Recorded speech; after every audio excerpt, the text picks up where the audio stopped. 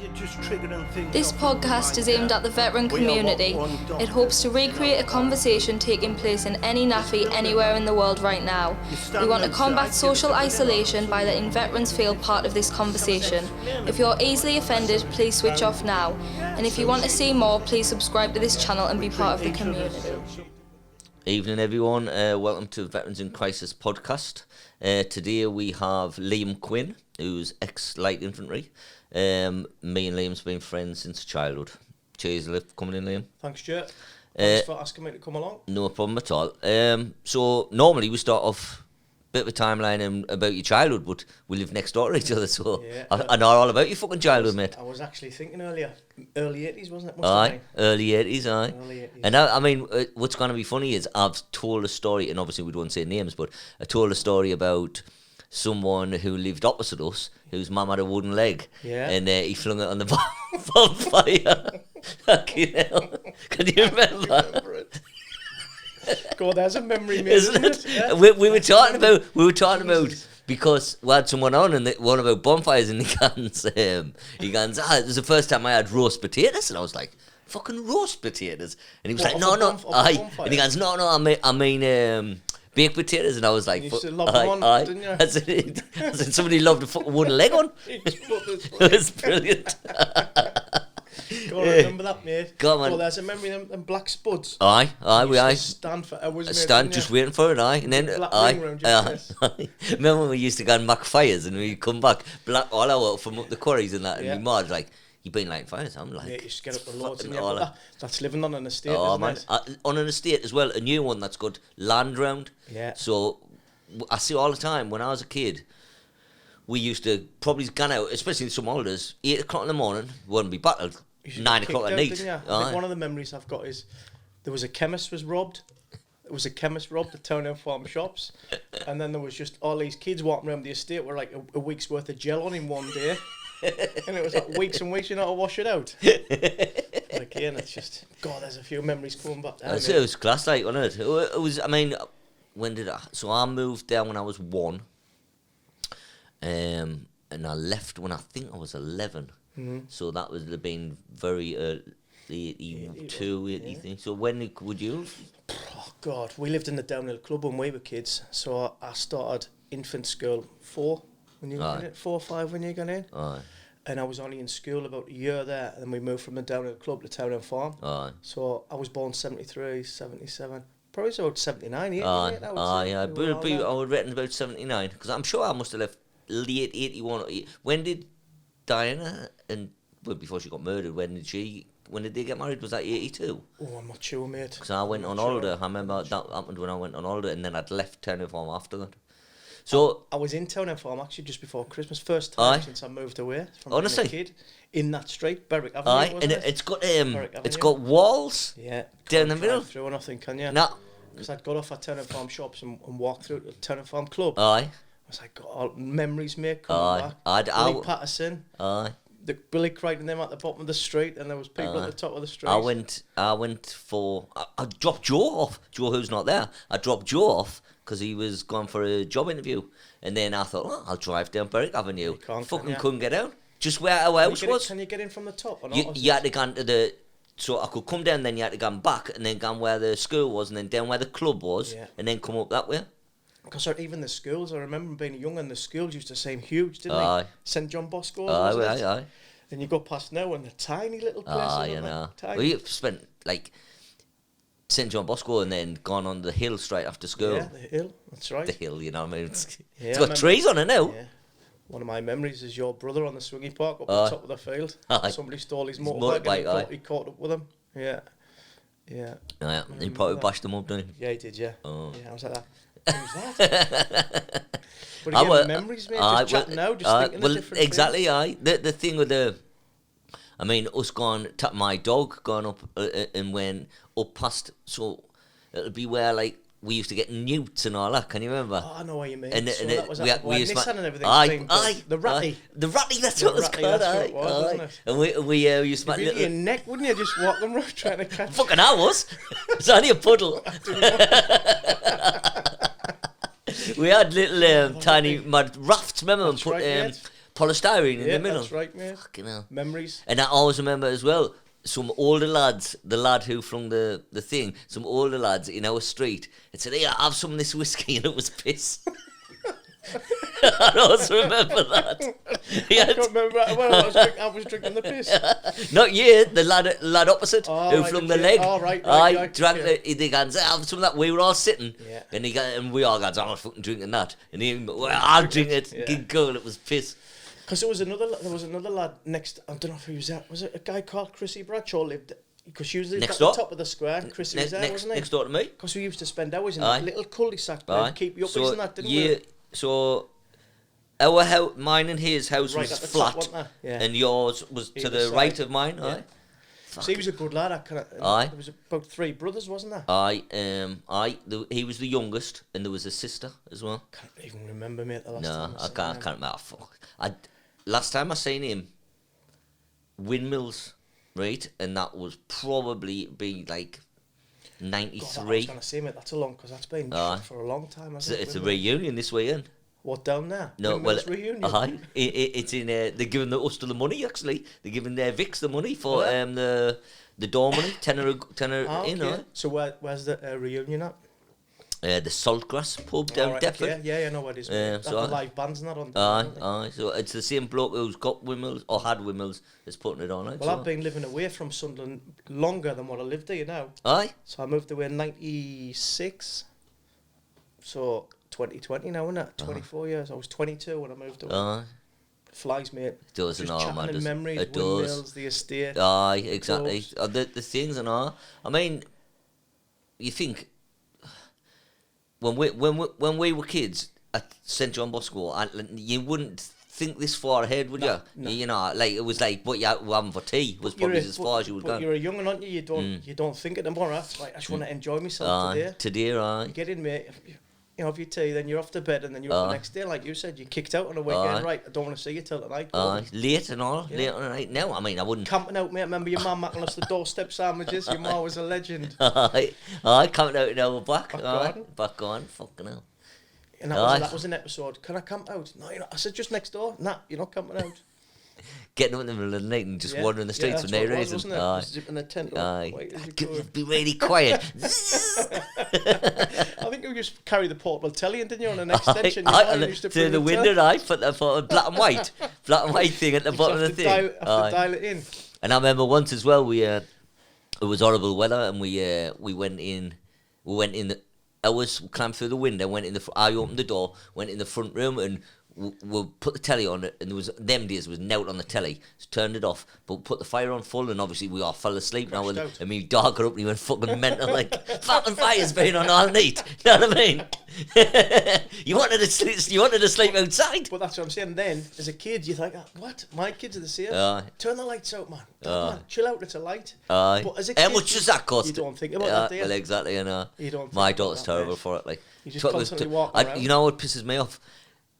Daughter and partner have the heating on full rate, and then they open the fucking window Windows. because it's too fucking See hot. pounds just drifting all right. It's just too hot. I'm like, turn the fucking heating off. Turn it off. It's simple, really. No, it's too stuffy. Yeah. I like it warm, but not stuffy. I know that my oldest one's left, mate. You miss it because you think nothing to turn off here anymore. It's Aye, all aye. off. Nay morning. No, it's nay Nay morning. morning, aye. I've got a sign in my office at home. Grumpy Dad. That was off my oldest daughter. Aye. I'll take them. Yeah. now. Well, the fucking day at work with me, this is the thing I'm miserable. I don't think I'm miserable. You know what I mean? I think I'm the Just life setting and your soul. ways, mate, You setting know your what I ways, mean? that's what I it just is. exactly. So Set in your ways. obviously both of us went to the same school. So this conversation, other than Well, for the viewers, You say that. I didn't go to St Thomas Aquinas. Did you go to St Thomas? I did, Aquinas? aye. Well, that was closing down as Aye, I was it was, leaving aye. school. So we got shipped to St Aidan's. aye, what So was it that like? fucking 2 bus ride journey to get to Well, school. exactly. Wasn't Town and Farm 2 bus journeys from 2 anywhere? bus journeys. The only place it wasn't, it was from Town and Farm. Town and Can you remember we used to get the bus from the top terminus and drive round? to the bottom. Aye. And we used to race so you could beat Aye, the bus. so you down could the get on. street. Aye. But I remember that it was like, was it the 135 and 136? You Aye. go the long way around the Aye. town. But it took about 2 hours. I remember standing at Town and Farm shops as a kid, 11, 12-year-old, 7 o'clock in the morning waiting for the first bus to get me to the town for 8. With the blokes who's got the pit. Yeah, well, all the workers, and you're there. black and yellow tie, gone to an old boys' school, getting off the bus and getting filled in off all the Thornhillers. But yeah, mate, it's all character building, isn't it is. Wouldn't change it for the world. No, I know. I mean, we had a good laugh in the junior school. Senior school, it was alright. School wasn't for me, I wasn't academic. Did you see St Thomas Aquinas all the way through? It closed the year after me, so okay. I left, and then whoever went into the 5th year, that was the last 5th year. See, even that's different now. Because Katie will say, I'm in year 10. Yeah, my middle one, she's 20, so she had to stay in education until she was 18, unless they got a job. Right. Was it a job? So they had to stay in 6th form, college, or employment. So yeah. Oh well, Katie's hoping to go into some sort of stage school or something. That's good, mate. Oh, no, I'm over the moon for her. She's had something to need. No, she wants to go. Well, she wanted to go to London, but I've taught her that, so she wants to go to Liverpool. Oh, it's a specialist one in Liverpool. She's got to go to college here first, then hopefully she'll get a scholarship and then move to Liverpool. Get the scholarship, make it all that support. Oh, this is what I'm hoping, And I said it right at the beginning. I mean, we were talking. She's been at stage school for 11 years now. Mm-hmm. She's been on the West End, loads of things, she's done loads of stuff. Really proud of her. And I said to her, I'll sort you out. Mm-hmm. If you stick in that school, I'll sort you out. Yeah. And she has. So, That's what I always say to my kids, if you leave school and you work, me and your mum look after you. We don't want any board or this, that, and the other. You stick in and we look after you. I think that's a good thing. If you see her, stick in. It's too easy to criticise kids and that, isn't it? Because not everyone's academic, are they? So it's too easy to why is your grades not? I mean, I've been lucky with her because her grades are great, but it's not just being academic. It's a different ways of learning. The kids, especially nowadays, back then, we talked about dyslexia. You didn't even hear that sort of thing in school. No, I didn't know that. You couldn't spell it. Cannot read or write. It was because you're thick as shit. No, it's not. I seriously cannot. All the things is mixed up. You fucking idiots. No, they're not. It wasn't said, mate, was it? Well, now. That support's there, isn't it? And so, I've been to a thing tonight called SID, the SID project, and that's for dyslexia. And it's for the community. And they've got this, it's free, and it's on everyone's laptop. I don't know how you do it, but it's software so you can just speak into it, and it'll type it all for you, and it plays back for you, and it's really good, So they're coming in to do a podcast. We've done that in my work a few years ago. There was a kid, military. I was an instructor after I left the army. You can spot people. You struggle, don't you? And you look and you think, that kid's struggling. So I went across, what's the matter? He said, Liam, I cannot read what it's saying, and I'm embarrassed because I'm in here with my peer group. I'm in here with people of the same rank who I don't know, and I don't want them to understand that I can't read and write. So we just put some more time and effort in with him. We stayed behind after, and we read the question. Normally come to assessment times. You read the question, and you present the answers, A, B, C, or D. And he flew through it, where he was feeling everything before. It's just recognising it, mate. It is. I picking up on it. Yeah. Picking up on it, and it's good that people do that now. Like you see, when we were kids, you were just fucking thick. Yeah, just because he's thick as shit. Put him in the corridor. Yeah. You know what I mean? Or her, right? You're off to Dewhurst. Nothing against the girls that worked at Dewhurst, but that was, your options were limited, mate, weren't they, when you left? There was no such thing as university. Well, in my class, I'd say it that was. I mean, I was lucky. I had the army. That's all I wanted to ever do. So I was doing that. But the other thing was right, well, you'll have to do that. Oh, I don't want to do that. Well, you'll have to. That's right. And a lot of people's options was the pit, wasn't it? Where the stadium is now. But that was getting flattened as well. Exactly. What we're going to do. Then Nissan came along. And Nissan generated all this work for the North East, didn't it? Well, I with me dad being down the pit, I was nowhere I was going down the pit. He's leaving at 4 o'clock in the morning, so he walked to work. First hand, mate, don't you? You see what that does. It's not for me, that But if there's no more options, mate, in the North East, what do you do? Exactly. Well, exactly. You've got to provide, mate, haven't you? This is the long and short of it, isn't it? You've got to provide for your family. That's right, mate. So, after us having a mental childhood at Turning Farm, I left. So that'll have been about, I think it was 82. Might have been 81, but I think it was 82. So I left to do my thing. So what was it like up there? Obviously it wasn't as good now. I wasn't there. We had a pretty rough upbringing, to be fair, parents-wise. So I was just looking for when I was old enough just to get out there. What I was going to do, I didn't know. But then my cousin got the Hilton Castle Arms, the pub. Right. We'd been brought up in pubs and clubs all of our lives. We actually moved to Town Farm from down in Workmen's Club. So I went down and asked for a glass collecting job. I was only 13 or 14, I think, at the time. So he took me straight on, and I never looked back.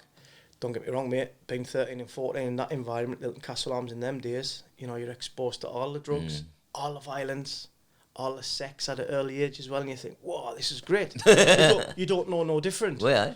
You know, so I was getting picked up one morning, bearing in mind I was at St. Aidan's school, and there's lads picking us up, so my friends are all a lot older than me. I'm 13 and 14 in a pub, and the lads were like out working, do you know what I mean? So they'd pick me up. I remember getting dropped off in St. Aidan's yard in an XR2. It's an handbrake turns and that in the school yard every morning getting dropped off. Do you know what I mean? Aye.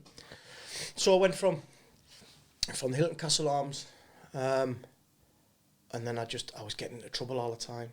I got done for a fray, wounding with intent. I went on to remand for a little while, and I thought, fuck, what am I going to do? Then my old man died. Don't get me wrong, I didn't have a good relationship with my old man. But then I thought, I need to get away from this place. And that's when I sat up, mate, bolt upright in bed, and I said to her, well, Claire, I'm still with her. My wife now for 20 years. I said, I'm joining the army. And she just fucking burst out laughing. You join the army? There's no way. Bearing in mind, mate, I was always off my nut. Always. Drink, drugs, doing all the wrong things. So I did, mate. I jumped on the bus, went down the town to the careers office. I remember there's a guy called Peter Cruikshanks. I don't know if Peter's still around. I've not seen Peter for years. Yes, man. Yes. So I told Peter, because Peter was ex-artillery. And he says, right, when you go in that career centre, do not let them talk you into joining the infantry. I said, no, I'm not. I want to trade. So Pete was taking me running, get me all ready to go on my selection in Glencourse. Anyway, it goes down the careers office. And the guy sat there, Sergeant, Royal Artillery. Right, what do you want to join? I said, I want to be a recovery mechanic in the REME. He went, oh, we're going to struggle, mate, getting you in that. He said, tell you what, I'm going to put this video on. I'm going to make a few more inquiries for you. I'll be back in 10 minutes. Well, you only showed me one alive. We're going to Cyprus, so they're showing all the beaches and the lads on the launch. Windsurfing. You come back and I went, forget that recovery mechanic, mate. That's what I want to do. So that's how I ended up joining the LI. And that's bizarre. That's exactly what I was in, one LI. Yeah. So it all started from then, mate. 22. Being dragged up in the northeast, but don't get me wrong, mate. That puts you in good stead. It did for me anyway when I joined the army. All them experience, because you see other kids who've been mothered all their lives, and they're put in that environment, and they can't cope. They can't cope. No, simple tasks, they cannot. Yeah, can't simple cope, tasks. Mate. Even just being away from home. I thought, like, God, this is great. This, got all this food. I'm getting paid for it. Do you know what I mean? I'm in the sun. That's it. That's great. So what year was that when you got to Cyprus? I joined the battalion in '96, and they were in Colchester. So I was originally posted to Colchester. So I've done my training in Winchester, ATR Winchester. That's St John Moore. Yeah, Sir John Moore. So I was there for a while, then we came up to Catterick. Done really well in Catterick. I actually broke my arm in phase 1, and I cut the chalk off because I didn't want to know the threat of getting back squatted. So I cut the cast off and just cracked on, and we were expecting our first baby at the time. Casey was 20 now, 23 actually. And I thought, I can't be getting back squatted. I need to get home to see my kid. The kid had been born. I'd not seen her yet. Anyway, passed out, mate. Met the kid. Went to Catterick. And then we got Colchester. And that's where I met a few of the lads from who I recognised. And one of the first blokes that I met, I didn't know in battalion, was Chris Batty. I ended up getting in a car with him to come home on a weekend. And with a guy called Rob Ox. Do you know Rob Oxley? Big Rob? Doesn't ring a bell. No. I mean, I might, if he's watching this. Sorry, Rob. So, yeah, and then the next meeting, we got back to Collie, and Chris was like, right, Liam, we'll go out. And everybody knew Chris, and Chris knew everybody in battalion. So, ease my life in. And then you start meeting characters like Harry Carriacou, Nige Redfern, Stephen Simpson, who was a local lad. Well, and then you start and settle in. I used to knock around Harry. Oh, did you? Good lad, Harry. I started. So, yeah, and my next introduction with Chris was a night out in Collie High Street. Still a blur now. It wasn't like a pint, it was bottles of Frascati wine. Come on, let's get that down your neck. So that was my introduction to battalion life. And how did you find battalion? Did you like it? Loved it, mate. Loved it. Began because I was 22. I knew a lot of people, so I just seemed to settle in. I was fit, I was keen as mustard, because I knew what I was leaving behind was no good to take me forward. Do you know what I mean? So I thought, right, I'm in now. The army's my life for the next 20 odd years. If I'm still here, that's what I'm going to do. And I progressed really quickly, mate, really well.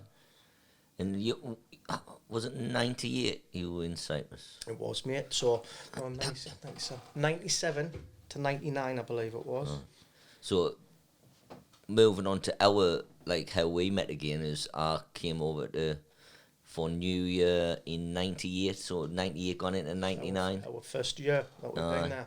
Gone, and I came over. Remember that, mate? I'd not seen you since we were kids, had I? That's what we're talking, like, from probably, unless we'd fleeting sort of things, we hadn't seen each other properly I remember since then. seeing you once. I was at the Mercedes-Benz garage. That was after. Was it after? That was after, because that was when I had the bakery. That's right, yeah, that's right. That was after that. So I probably just fleeting if we might have seen each other in the street, but not properly. And then I remember you going to join the army. Aye. You know, so he's joined the army, and it was like, back then joining the army is a big thing, mate, isn't it? Somebody joined the army, you think, wow. Well, all my family thought I'd be back out in 6 weeks. It's the same, though, mate, isn't it? It's the same. Yeah, but that makes you not want to get on. Right. I mean, even as much as how shit it was the first 6 weeks, like, it was in my mind thinking, well, I've gone back after 6 weeks. Not when people are thinking about it. So when we came over to Cyprus and you come round, Chris's. I did, and fucking proper surprise, I like did. proper like that. But So you're talking about that, you know, and it just seems like yesterday, doesn't it? So if you think, It was you and your missus, wasn't it? so if you think, if I left town farm in 82, and that was 98, what's it, 16 year? 16 year, I ain't saying you, it's a fucking long time, you know. Time. But you just pick up, don't you? Well, exactly, mate. I mean, exactly. Pick up from where you were. Exactly. And then, I mean, we had some mad couple of days then, like, or a mad week. Or well, I whatever went back to work, and if memory serves me right, Chris didn't come back to work. You went to Napa for a few weeks, didn't you? Or a week or something? Went for a week, or a couple of days. Well, I was in Cyprus, I think, for 10 days. We went there for a couple of days. But to be honest, it was New Year and there wasn't much happening, like, in Napa. There wasn't much happening anywhere, to be honest. No. But like, apart from that camp. Yeah. BG. And there was too much happening on that. That's all. Closed now, mate. Is it? It's still a tin city. So whether they've got plans to build, mate, I don't know. But I was across there on holiday last year. It's just desolate. Just tumbleweed city. You really took the Cyprus, like, didn't you? Loved it, mate. Well, when I was based there, because again, I loved the army and I was getting on well, the hardest thing, my wife, Claire, wasn't there. And neither was my youngest daughter at the time, Casey. They were still in Town and Farm. So we were renting a place in Town and Farm while I was in the army. But that was the hardest part. I got home twice a year. You know, you get home for summer leave, Christmas leave. But I thought, right, I'm leaving I'll be back in the UK in 2 years, 3 years. What's 3 years, you know? Because I thought, if I go back there, there's nothing for me. I've got no skills. I've got no qualifications. Didn't finish school because I thought, I've got a job for life, being brought up in the pubs. It's easy to slip into old ways, isn't it? Of course it is, mate. That's one of the reasons I've never moved back to the North East. I've been at the army a few years. But I thought, if I go back there, there's always that temptation. Yeah, and I've got three daughters. And I thought, they've never lived here. Aye. So I've just constantly kept out the way. Not because I don't like Sunderland. Oh, no, well, you can't, It's because of me. It's not a... I've worked hard, mate, to get out and better myself. Well, this is it, mate. This is it. So you were in... We're in 99 now when you're in Cyprus? So 97 to 99, yeah, I got promoted. I got my Lance Corporal in Cyprus. Junior NCO's card. I got noticed pretty quickly. Been in with people like Chris, Gingerry, Joe McMillan, who I'm really, really good friends with now. Yeah. But Joe was my worst nightmare because I was always fighting and getting into trouble again. Being a young lad from the North East, nothing phases you when you go in the army. So I'd been fighting. I'd done something. We'd been out in Limassol, and one of the he just joined the battalion, and one of the lads' wives was over, and we were on duty, and we'd heard this lad had tried to approach his missus while. So I says, I'm gonna fill him in when I get back, and I did. I filled him in. So I got kicked out of Gingerry's platoon and put in with Joe McMillan. I was like, oh my fucking god, because Joe's at Andy. So they sent me straight to the mountain of Troodos. I had to mark time in front of Joe, and I was like. Yeah. Anyway, they took me to one side, him and the boss, and said, work hard and we'll look after you. And that was a turning point for us. So they got me on the NCO's card pretty soon after that. Done really well in the NCO's card. I came second on the NCO's card, and then just flew on from there, really, mate. Went back to we ended up moving back to Edinburgh. Dreghorn Barracks, actually. Pretty soon on to Junior Brecon. Flew through Junior Brecon. Really good grade and pass off Junior Brecon. back to battalion, done tours in Northern Ireland, Kenya, Cyprus, Falklands, all them sort of places. And first time in Northern Ireland, I was a full corporal. So I'd never been to Northern Ireland before, and he's all of a sudden, you get a team, the lads who've been to Ireland, you know, the sweats, and he's me, 24, probably at the time, 25. There's your team, you're off, you're in charge. So that but you can't let anything phase you. No, of course not. No. You know, you've got to lead by example. These people, exactly. one, they're looking like you to fail, to think this red horse and they've been to Ireland before. And two, right, I'm going to show them how I'm doing my job. Right, well, and this is the thing that people do, always want you to feel. And it's weird as well. What I find is, I don't know if it's an English thing, but people are always, doesn't matter how good somebody is at something, somebody's always wanting that to happen here. Always. And it's always. fucking weird, isn't it? Always. Because I'm not like that. Yeah. No, and like me personally, if someone's saying, especially if they're from Sunderland, honestly, I'm proud as anything. I'm encouraging people to succeed, great, no matter what they want to be or what they want to do. And I don't understand, but there's always people sniping and always people wanting you to, you know, Don't to get me fuck wrong, up. mate. There is people up there you think, God, I can't fucking stand you. Oh, I know if you've got where you've got. But no, so yeah, came back from Cyprus. We went to Dregon Barracks. Like I said, I'd done my junior Brecon. Done really well. And then I got selected to go to the depot. And I ended back in ITC Catterick. So by this stage, Claire and I had been married. Our second girl had been born. And Claire was with me in the army at this stage. So there was nothing really that brought me back to Sunderland. Claire's from Sunderland as well. So whenever we came back, we come back to see Claire's family. That was it really. So yeah, into ITC Catterick. It was my last month. I'd done my seniors. I was waiting to get promoted, and I got blew up with a hand grenade. just to cut to the chase. Like I was going to say, should we build up to that story because the ending sounds good, but let's have the story, yeah. So I was a training corporal at the depot, and Iraq was in full flow, if you like. And we were in War Cop, and one of the final tasks the young lads have got to do before they leave is throw live grenades. So we built them up on a static range, and then we moved down to a pass fire manoeuvre range. So the weather was horrific, and I mean horrific. Pissing down, blowing a gale. So I come through. I'd been running actually the static range, and the RCO, the range supervising officer, called me down and said, Liam, we need to get these guys through. These guys are off to Iraq and they need to tick in the box. I said, right, I'll close this range down, and I get across this range and walk up. So he's got to walk me through the range. So walking through the range. Anyway, as we got to the end, I put my foot on the parapet. It was like a T-beer where you threw the grenade from. And it all crumbled away. And I said, really? This is not safe. No, we've just got to fucking get them through. And that was the attitude. I'm not going to mention, obviously, no names, mate, nothing. Right, we've just got to get this done. We've got to get this done. All right, and let's crack on. And it was the last fire team that went through. This kid threw the grenade, but as he went to throw the grenade, his wrist hit the parapet. And the new grenades, you've got like a safety clip, a safety pin. Pull the pin, observe the target, and away you go. Well, the new grenades, the L109HEs, they've got a short fuse time, usually about 5 seconds, and the blast is obviously a lot greater. So as he threw it, his wrist hit the parapet, and the grenade just fell on the other side of the TBA. So I'm thinking, well, we're safe because these TBAs have been built for this. So I get him down, and I lay on top of him. You know, when you squint your eyes, I lay on top and I'm squinting my eyes. I'm squinting them now, mate. And you count them down, 5, and anyway, this fucking thing went off. And I knew straight away something was wrong because there was just a massive ringing in my ears. And I felt all this blood. Well, I didn't know at the time, but it was just running down my face. So I'm stood up, because obviously the game we talk about leading by example.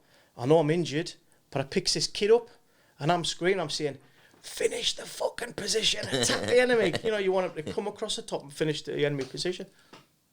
And he's like that, looking at us in horror. And I'm screaming, but I can't hear myself now because of this ringing. And there's a guy, Paul Reid, lovely lad, full corporal at the time as well, ex-green jacket, rifles now. He's shouting, stop, stop. Anyway, took my helmet off. All his hair come out. And there was like little flows of blood splurting from the top of my head. So I get me first field dress and out my weapon, and I tossed it at Paul, and I said, just dip it in the stream, I'll be fine in 5 minutes. Anyway, by this stage, they'd already kicked in, phoned an ambulance, blah, blah, blah. The next thing, mate, I remember waking up in Carlisle, Infirmary Hospital. A couple of days later, I'd been took in. They'd cut me from my forehead all the way around the back, peeled my scalp back, and took the shrapnel out my skull. Was there much? Well, there was a pot of shrapnel at the side of my bed when I woke up. I was a pot of shrapnel. Have you still got it? Well, I'll come, mate. You'll be shocked. Well, I don't think you will be shocked about what happened. I woke up the training team with her from Catterick laughing. No, like... Where I So I'm there, mate. I come up my operation. I've these big, long, white tights on. Not a fucking stitch on. And at the time, David Beckham was in one with its brushed up hair in the middle. So I loved my hair, mate. I had this proper hairstyle. I'd get away with being a corporal on the depot. And they shaved me from my ear to my other ear. So I had all this hair on the back and nothing on the front. 2 big black eyes. Tubes coming out my head, not for a drain. And they says, you haven't seen yourself, Liam? I said, nah. He says, come on, we'll help you to the toilet. So I get out of bed. And the trolley with the fluid, knife. So I pushed myself in. And like that. And I just shocked, so it was obviously the first time I'd seen since it happened. People say I was unlucky, but I think I'm lucky. Well, of course you're lucky. You're still alive, aren't you? Still be here. So there was a pot of shrapnel. There was my uniform. There was my helmet when I was in the hospital. And then the next thing, I was told to hand in my uniform, but I kept the shrapnel. The shrapnel was at home when I got back my army quarter in Catterick. And there was a W01 small arms school called SASC. He'd called me in, and I was ill, mate. I wasn't well. I was just fucking being blew up by a hand grenade, and they called me into work. And there was a sergeant major, was a green jacket, the light div sergeant major, and he was a top bloke. He says, listen, he's going to try and get you to change your statement to say it was your fault. Do not do anything. Stick to your guns. He said, don't listen to what he's got. Anyway, mate, I shuffled into his office. I was in dog order. And he started accusing me, mate, now because I wouldn't back down. Anyway, I just stood up and I told him what to do with himself. So you want to talk to me in future? I'll give you a number for a solicitor because I'm done. I'm going to have yous. And all I ever wanted was, it was our fault. We're sorry. So that was the grenade incident. And so was that you finished with the army then from then? No, not initially. Not initially, no. So obviously I was on the sick. And my time at ITC Catterick was coming to an end. I was going back to battalion. To Iraq. I was hoping to go to Iraq to the battalion. The lads had been backed up, or they'd backed another regiment up in Germany, and they were all in Iraq. So I'm thinking, right, great, I'm going to go back. But never to be, mate. So I was sent home, and because I left ITC and I'd not been sent back to battalion, I'm just sat at home. I'm sat at home, mate. I'm on the sick. I couldn't even walk 5 yards, mate, without getting migraines. It was terrible. So I just felt myself in limbo. In the end, I was going to the military hospital. That was there, the DK PMA, just now flattened now at the wine shops in Catterick. And I was seeing a doctor there. And just because nobody would help me. 12 months later, mate, no word of a lie, I went to the Army Education Centre in Catterick. And there was a W02 there, Bob Sykes, top bloke. And I said, sir, you've got to help me. He said, what's up? I said, I've been home for a year. I said, nobody's doing nothing about it. Nobody's listening. So he phoned Manning Records in Glasgow. They went, oh, Sergeant Quinn, and I'd not been officially promoted, is in Iraq with his unit. He says, he's fucking not. He's missing in action. Like, mate, I put loads of weight on. I'd not been shaven. I'd hit the drink. Our lass had left me. I stood there like Ray. He says, he stood here like Ray Mears. He's not in Iraq. And that was like, how long could this have gone on for? This is a year. So from that moment, mate, obviously everything kicked into action. I was at my med board in York, probably about 6 weeks after I walked in there and discharged, probably the same month. I was devastated, mate. Devastated. Because you're like, what do I do? No resettlement time, nothing to think. For me, I'd left all this behind and the army was my life. And all I ever wanted for them to say was, come back in. But it wasn't to be. Talking heartbreaking, isn't it? Oh, it wasn't at the time, mate. Years ago, I couldn't have had this conversation. So I used to just break down because of my injury.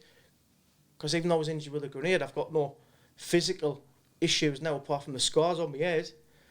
There was loads of mental issues and I didn't know what was going on. And that's why Claire left. She took the kids. I wasn't physically violent about it. It was the verbal abuse. That can be just as bad, can't it? I had nobody to talk to, nobody to take it out on. And I just wanted answers. You know, no one getting in touch with you from the army or from from anywhere really for a year is fucking horrendous. Like, I mean, that's what they've got welfare officers for. You know? Mate, after I'd been discharged, I got you were in Iraq, like, so they couldn't get you. I got a postcard saying, I hope you're enjoying your time at E-type post. And I'd been out the army a year. This was off the new CO. I'd come to the battalion. You couldn't make it up. They fucking wind you up, man. That'd be the lads, that man, just trying to send them that. So a lot of people would have just thought, okay, and I'll just keep taking the money and stop at home. But I couldn't, mate. I'm always a go-getter. I want to be moving on. I want to be busy. But I couldn't be busy at the time because of my injuries. So I was just sat festering. And I did hit the drink. Aye. Badly, because I didn't know what was going on. I'd been Morrison's in Darlington because that was our local supermarket at the time. And I'd walk down the middle of the aisles and just empty all the food in the middle of the aisles and walk away laughing for no reason. I'd be out with Claire in Richmond. I'd get out with my car mate and start fighting with somebody I don't even know them. Aye. Because it was a frontal brain injury, and I couldn't rationalise with what was happening. So if somebody said something, I would go home and stew about what they'd said for 2, 3, 4, 5 days until I saw them again. In the fucking food aisle in Morrison's. I couldn't let it go, mate. And something had to give. My relationship, mate, went down the pan. Obviously, we're back together, mate. Been back together a long time now. We're happy, but it was hard work. Hard work. And I went to see a shrink. I was seeing a shrink at Northallerton Hospital. 2 years. I used to leave there, mate, and feel suicidal.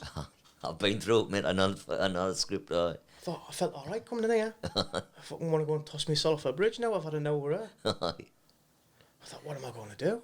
How am I going to come out of this? Nobody to help. I'm not in the army anymore. Don't want to talk to my family because I think I'm letting them down because I want to provide. So I don't know, mate. I suffered in silence for a long time. I think a lot of people do, don't they? A lot of people do. Yeah. I thought I fucking got to do something about this. So my moment was going down to Cornwall, mate, and talking to somebody and enrolling on an NLP course. For me personally, that saved me. That let me get back on the road to where I wanted to be. And from then on, mate, I can talk about things. Like I say, I couldn't have talked about a grenade. I couldn't have said this. I couldn't have said, I'd be in floods of tears now. I'd have took these headphones off, mate. I'd have been gone. Storm off. Now, straight out of Tesco's. 24 hours Tesco, mate. I'd have been get the fucking food off. Sat on the beach with a bottle of wine. I wouldn't have been going home tonight. You could have stopped that mind, mate. Could have stopped that mind. So yeah, I've been through the mill, mate, but come out the other end. And I mean, I know sort of you gone to Cornwall was the turning point, but you've sort of done loads since then, and loads, mate. you know. Yeah. Do you want to try? Don't get me wrong, mate. The army doesn't owe me anything. Everything that I've got today, I've worked hard for, and I thank the army for everything they give me. I see lads and lasses who are veterans, and I see them struggling, and I know we can't talk everybody with the same brush, but I'm thinking, you've been given the same traits that I was given. Discipline, courage, selfless commitment. Do you know, you employ them simple things and you should be able to get on. Yeah. Discipline is massive. I totally agree with you. Self-discipline is massive. I think a lot, well, client-wise, I think a lot, it's in them all, it just needs bringing back out. Because you had it before, you know, but people suffer and then they sort of go inward and they maybe suffering a bit of self-pity, really, you know, and thinking, well, I can't do it again, but you can't do it. Another bit, I was suffering from self-pity. I wanted somebody to give me some answers. Nobody could. And I thought, there's only one person who's going to be able to change this, that's me. And it's got to be the individual first who wants to change. If you don't want to change and you want to just sack it off, there's no hope. I'm sorry, there's not. Because you can go all day long and try and help somebody, but if they don't want the help, mate, you're not going to change. As simple as that. I've got the T-shirt, mate. I've been there. I've done it. So yeah, from then on, mate, really. And I've always had good jobs. That was the thing. I've always had good jobs since I left the army. So I was hiding this at work, and then I was coming home and fucking breaking down. I've worked away since 2004 on different contracts and different jobs all over the world. I'll be sitting crying and shaking in a hotel room because I couldn't deal with things, and I've got nobody to talk to. So yeah. Like I say, mate, I come back to the NLP side of life, then I could understand what was really happening. I didn't, but I was a non-believer about this NLP stuff. I really was. A load of rubbish doesn't work, blah, blah, blah. But I had a personal experience, and it worked for me. Well, that's all. You can judge everything by if it works for you, can't you? It's worked for me. Yeah. So from then, you know, you can ask Claire as well, ask my wife, and she'll say it. She says, it's like having a different bloke back. The anger just went. I didn't have to rationalise anymore with why somebody was doing this or somebody said that. Don't get me wrong, I've still got a quick temper, but I can deal with it. But yeah, I've got some great jobs. I've got a fantastic job now. You know, I still work in defence as a training consultant. I'm all over the world, mate, working with Royal Navy, Royal Air Force, the Army, foreign, military, NATO. I've got a great job. Well, you did a great thing for Vix last... Was it last? Remember the one before me, I think it was, wasn't it? And you had about 12 of us down there, and you had a thing called Lead the Way. Lead the Way, that's right. So again, I mentioned Joe McMillan earlier in our conversation when Joe was... I'm trying to get Joe to come on here. Top bloke, mate. Lovely bloke. Really good friends now, actually. But I mentioned Joe, he was a platoon sergeant who put me on a straight and narrow in the army, and he knows he did. I still tell him today, if it wasn't for him, I wouldn't have progressed in the army. So I paid quite a lot of money to go on this leadership course. It's called the Institute of Leadership and Management. And I was down in Gloucester for a week on this course. And I thought, I've got all these skills, you know. I could do this, but I could do it better. And I know the person that I would like to do it with, and it was Joe. So I finished the course, and I was driving home from Gloucester. On the Friday, I finished the course, and I phoned Joe when I finished the course. And I says, do you fancy setting up a business together? He says, doing what?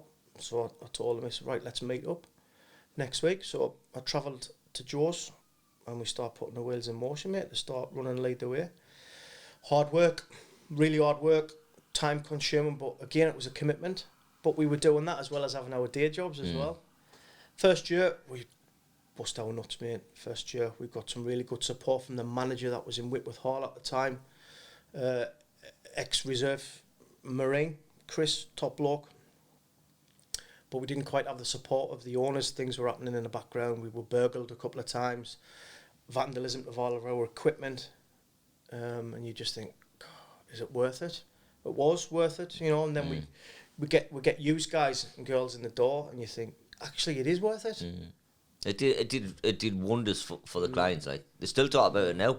You know, it was a great experience for them. Like, so what do? We're doing air rifles, aren't we? Air rifles, axe throwing, firelighting. Yeah, we had a great crack. Like, it was a good day, wasn't it? It was really good. But Joe and I set courses up for kids as well who didn't have confidence, because we're full of confidence. And that's what we do. You know, we instill confidence in other people and build people up. That's what I'm saying. It's all about helping somebody else. So we work with the kids. We were really far down the line with Durham Council as well to work with kids that fell out of the education system, mainstream, who had been sexually abused. The parents had passed away, and kids that were just feral, for want of a better word. And these kids all their lives have just been told, you're fucking useless, move, you're not good enough, you can't do this, you can't do that. So we were right down the line with Durham Council. But we ended up closing the business down because, again, the damage that was caused. But we met fantastic people. Unipress, big northeast company, they were brilliant with us. You know, we delivered loads and loads of courses to their apprentices and made a massive difference as well to them young guys and girls. I'm in the process of looking for new premises. Joe's moved on. Joe's set another business up. And if he comes in, I'm sure he will tell you all about well, that's what I want you to advertise. So I'm looking for premises, but closer to where I live now, because I was having to travel from Richmond to, I know it's not far, 45 minutes up to Bishop Auckland. So I'm looking for something around Catterick, Ripon area. MOD's offered me land, but I've got to pay for it. I can't leave any kit. Yeah, I'm happy to pay for it, but I cannot be. You cannot be carrying your fucking stuff. The amount of stuff you had there, or yeah, it's not logical. That. So that's what I'm looking for. And my wife and I have just opened up a little B&B at home. Well, this is what I wanted you to advertise, to be honest. So you get some proper good reviews on you. Oh, mate. Airbnb. Well, when we first moved back to the UK, because again, after my accident, I couldn't be around the military because I'd lost everything. And part of my rehabilitation was having to leave. So we sold our houses. We'd bought a couple of ex-military quarters for not a lot of money and sold them for quite a bit of money when we left. So we moved to Pizuri, myself, Claire, and the two girls at the time. I had a beautiful villa in Pizuri, swimming pools. My middle girl now was my youngest at the time. She went into the local village school. She was fluent, mate, after 3 or 4 months. I'd fly home on a weekend because I was still working in London. I'd fly home and I'd all these Cypriot kids in my pool. It was my daughter. So, you know, like a proud moment. Yeah. But my oldest daughter, she didn't settle. and we put her in a private English school, and she just pretty much cried for 2 years to come home.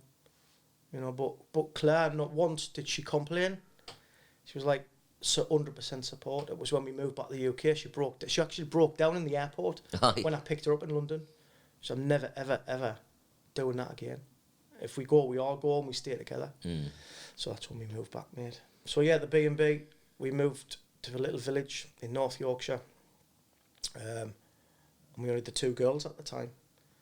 And I still remember the phone call in my office. I was working at RAF camp in Cosford.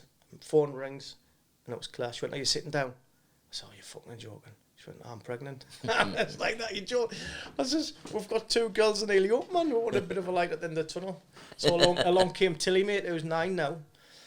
But the house we bought was an old stone house, 1860. It was only a 3-bedroom house. But we had these barns out the back, where they used to, it was part of an estate years ago. They used to bring the cattle to feed them.